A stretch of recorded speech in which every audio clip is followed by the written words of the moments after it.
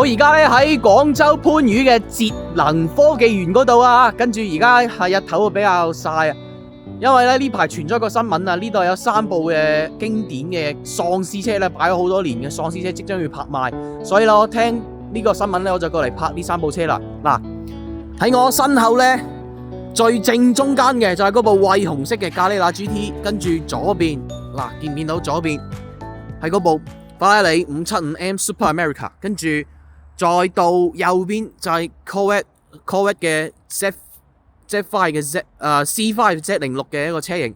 我先講嗰兩部冇咁緊要噶啦，我先從嗰兩部冇咁緊要開始講啦。嗱，你可以見到呢度啦，法拉利嘅 logo，Ferrari 呢度 Maserati， 以前呢度肯定都係一個汽車經銷商嚟嘅，但係因為呢度呢好多債權嘅問題，令到呢3部車唔可以重見天日啊！嗱，呢部 Corvette 係一部美國車嚟嘅，又係棍波6速棍波，應該係6速棍波嚟嘅，而且呢，黃色車身佢搭配嘅係一個彈燈嘅，你可以睇到係彈燈嗱，跳燈啊或者叫跳燈啊。呢部車呢就佢係一個 Z06 嘅版本，馬力比較大，跟住100公里加速呢應該係去到 3.9 秒嘅。嗱，呢部車呢就應該國內保有量呢應該都係10部以內嘅，好少。但係咧，佢始終係一個唔係限量嘅車型，咁所以就暫時嚟講，應該嚟講係呢3部車入邊係最唔緊要嘅一部，應該係呢部啦。好，跟住再講第2部啦，跟住再去講第2部，最後先講呢部啊，我最後先講呢部。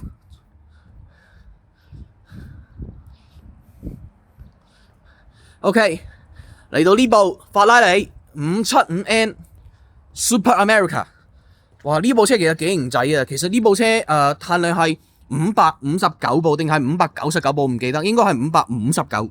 嗱，跟住呢部車咧又係棍波啦，而且同呢部車同嗰部 Corvette 一樣，都係5.7升嘅排量，但係嗰部 Corvette 係 V8，呢部係 V12，都係自然吸氣引擎。跟住呢部車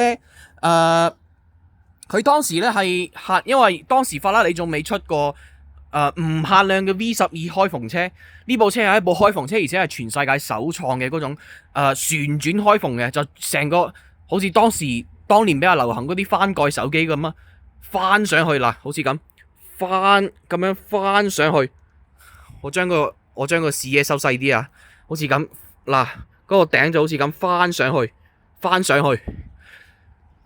好靚，呢部車真係，其實 keep 得好好。我估嗰個輪胎應該係打咗氣，應該係登咗氣嘅。我之前睇網上啲圖片，呢部車個胎都已經冇晒氣噶啦。呢部車嗱，呢部車就係 5.7， 應該係 5.7 多少排量啦，都係 V12， 係 V12 嘅引擎。跟住嗱，你可以見到佢 C 柱嗰個位置寫住 Super America， 你可以見到 Super America。好，最緊要就係呢部啦。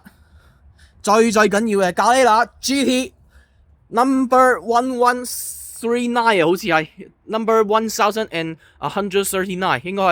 應該係第1139個 number 嘅編排號，應該係呢部車。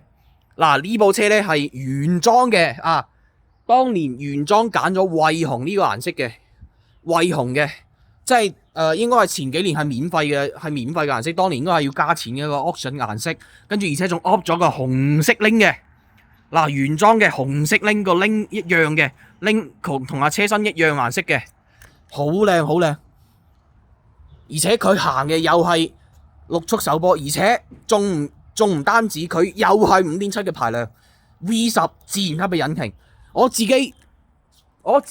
最中意就係 V10，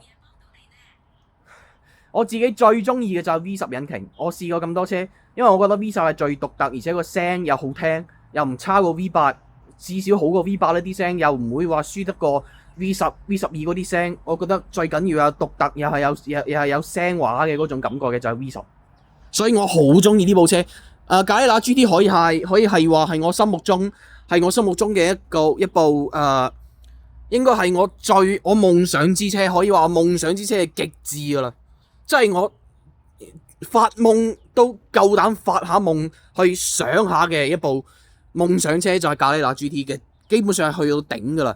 當然啦，喺佢之上仲有啲更加優秀嘅作品啦，同佢理念差唔多。譬如講有麥拿倫嘅 F1 啦，譬如講有 GMA T50啦、Golden Murray 嗰啲車啦，咁我覺得呢嗰啲我真係諗都唔敢諗啦，嗰啲已經太交關啦嗰啲。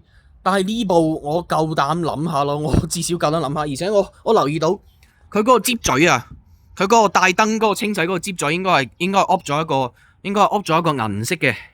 嗱，你睇嗰粒嘢，嗰粒細細粒嘅嗰粒嘢，你睇嗰粒細細粒嘅應該係噏咗一個摺嘴個顏色嘅，好好睇。呢部車真係好睇，而且氣場真係哇！軸距真係好大啊！呢部車軸距唔細嘅，呢部車講真，而且好闊落。嗱，三部車都係5.7升嘅排量。嗱，呢部咧就係 V8 自然吸氣，嗰部拉尼咧就係 V12 自然吸氣，咁呢部就係中置嘅 V10 自然吸氣，行嘅6速手波。哇！終於咁多年嚟，終於見到咗呢部車啦，終於見到啦，好開心。